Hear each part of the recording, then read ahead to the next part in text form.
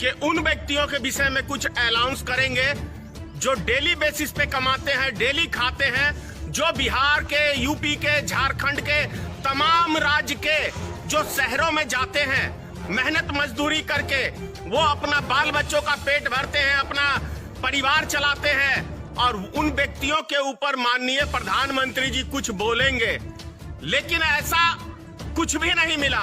जैसा सूरत के अंदर मजदूरों ने आगजनी की तो 1200 मजदूरों के ऊपर केस दर्ज किया वहां की सरकार ने, भाजपा सरकार ने। दूसरी ओर दिल्ली के अंदर आपने देखा होगा अभी कि खाने के बदले में वहां मौत बांटी जाती है, वहां जान से मार के आदमियों को फेंक दिया जाता है नाले के अंदर। तो उसके ऊपर मैं सोच रहा था माननीय प्रधानमंत्री जी कुछ बोलेंगे। जो गरीब आदमी आज फंसे हुए हैं और जो 1200 आदमी सूरत के अंदर केस दर्ज किया है, उसका केस वापसी लेने की बात करेंगे माननीय प्रधानमंत्री जी, मुझे ऐसा लगा था। लेकिन ये प्रधानमंत्री ऐसा लगता है कि इस देश में गरीबों का दुश्मन है, इनको गरीबों से सख्त नफरत है। इसका जीता जागता उदाहरण मैं आपको बता रहा हूं। पिछले साल बिहार के अंदर चमकी बुखार से लगभग कई हजार बच्चे मर गए, लेकिन एक उफ तक नहीं निकला इस प्रधानमंत्री से और भारतीय जनता पार्टी के लोग से और आरएसएस के लोगों से। तो इनका पुतला फूकने का मुख्य उद्देश्य जो है वो यही है, क्योंकि जिस तरीके का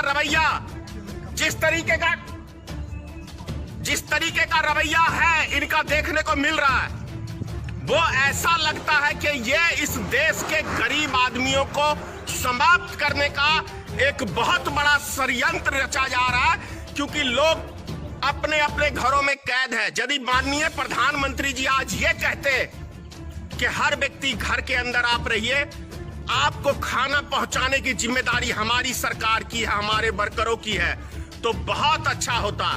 लेकिन माननीय प्रधानमंत्री ने एक लफ्ज न बिहार के मजदूरों के लिए बोला, न उत्तर प्रदेश के मजदूरों के लिए बोला, न झारखंड के मजदूरों के लिए बोला, और न ही देश के तमाम शहर में जो लोग मजदूरी करने गए हुए हैं उनके विषय में बोला। क्योंकि यदि इस देश में किसी को परेशानी है आज के टाइम में, तो गरीब आदमियों को परेशानी है। डेली बेसिस पे जो मजदूरी करके खाते हैं वो व्यक्ति आज कई आत्महत्या कर लिए हैं, कई पैदल चल चल के मर गए हैं। तो ऐसे में भारत सरकार संवेदनशील नहीं है इस मैटर को लेके। वो तो आज कोरोना वायरस लॉकडाउन करने का मुख्य उद्देश्य माननीय प्रधानमंत्री का जानते हैं क्या है? माननीय प्रधानमंत्री का लॉकडाउन करने का उद्देश्य जो है वो इस देश के अमीरों को बचाने का है कि कहीं उनको कोरोना वायरस न फैल जाए, तो ये उनको बचाने के लिए एक बहुत बड़ा प्लानिंग है। दूसरी तरफ भारत सरकार का पुतला मैंने इसलिए जलाया है कि अभी आपने देखा होगा मैंने न्यूज चैनलों का नाम लेके उनका पुतला जलाया है। एक लफ्ज प्रधानमंत्री ने ये नहीं कहा टीवी चैनल के ऊपर कि इस गंभीर घड़ी में पूरा देश हमारा संकट से गुजर रहा है, न्यूज चैनल कम से कम हिंदू मुसलमान ना करे। क्योंकि भारत के अंदर अभी जो ये गोदी मीडिया है, ये इस बीमारी को भी हिंदू मुसलमान का नाम दिया है, इसलिए मैंने इन न्यूज चैनलों का पुतला दहन किया है। सर, इससे पहले भी आप 5 अप्रैल को पुतला दहन किए थे सर। शायद आप सरकार से जो मांग किए थे, आपको आशा था शायद कि आज, मुझे बहुत आशा था आज, तो इसीलिए सर ये आपका जो है मांग पूरा नहीं किए हमारे देश के प्रधान। मेरा मांग कहा, ये आम जनता की मैंने मांग उठाया है, आम जनता की आवाज है। प्रधानमंत्री अपने मोबाइल नंबर जो वेबसाइट नंबर दिया वो सब तो बंद किए हुए हैं। मुख्यमंत्री वेबसाइट नंबर अपना बंद किया हुआ, मोबाइल नंबर बंद किया हुआ, कॉल हम लोग के पास आ रहा है मदद के लिए। हाँ सर, सुनने को मिला है कि हजारों की संख्या में पूरे प्रदेश से लगभग आपके पास कॉल आते हैं, मदद के गुहार लगाते हैं आपसे। पूरे प्रदेश से ही नहीं, पूरे देश से ऐसा कोई राज्य नहीं है। और सबसे ज्यादा गुजरात से कॉल आ रहा है मदद मांगने के लिए। तो शर्म से डूब मरो ना चिल्लू भर पानी में ऐसे प्रधानमंत्री और ऐसे मुख्यमंत्री। कहां चले गए आज वो 14 करोड़ भारतीय जनता पार्टी के सदस्य? आज क्यों नहीं वो लोगों की मदद करने के लिए आगे आए हैं? क्या सिर्फ हिंदू मुसलमान पे वोट चाहिए?